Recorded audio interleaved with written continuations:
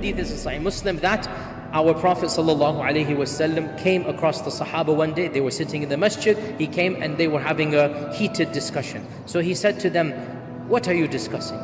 So they said, "We are talking about when Qiyamah will happen. We're talking about making a guess, when will Qiyamah happen?"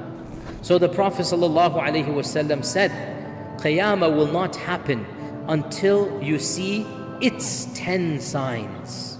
So now he said there are 10 signs that are directly linked to Qiyamah. There are 10 that are definitely in a different category.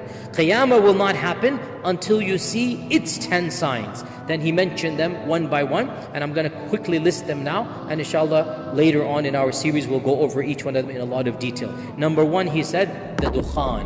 Dukhan is a dust, smoke, smog, the dukhan. And by the way, all 10 of these are specific. These are not trends. All 10 of these are one-off incidents. So these 10, it is a clear-cut sign. Something major is going to happen, catastrophic, cataclysmic, and everybody will recognize this is one of those major signs. So number one, the dukhan. No, and this is not in order. We're going to mention this. This is just 10 that he said. They don't necessarily be in this order. Number two, the Dajjal. And that is a long discussion. We'll talk about that. Number three, the Dabba. And the Dabba is the beast. And he's mentioned in the Quran. Number four, the rising of the sun from the west. So the sun rises in the east, sets in the west. One day it will rise from the west. Number five, Nuzulu Isa ibn Maryam, the coming down of Isa ibn Maryam.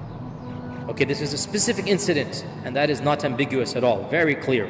Number six, Ya'juj and Ma'juj, and the coming of Ya'juj and Ma'juj.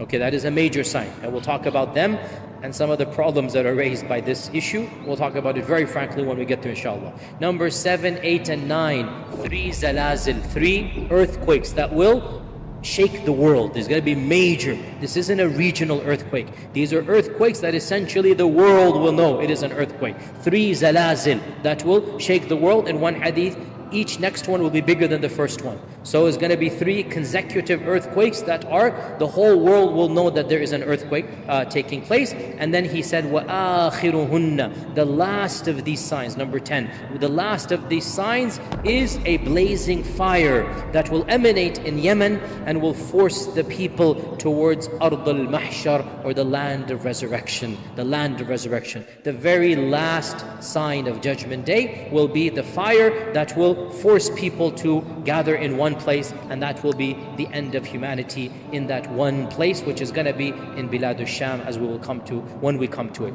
In another hadith he said, anytime one of these 10 comes, expect the other to come immediately after. So these 10 are like dominoes, one after the other. These 10, when the first one comes, khalas, the rest are going to follow very, very quickly. And the first of these 10, without a doubt, is the coming of Isa ibn Maryam. This is the first of these 10. The first of these 10 is the coming of Isa ibn Maryam. And when Isa comes, the rest of these are going to come one by one, and that's it. Qiyamah will take place very shortly after the coming of Isa ibn Maryam. And the last of the minor signs links the first of the major signs. Let me repeat. The last of the minor signs links the first of the major signs. The last of the minor signs is the coming of the Mahdi.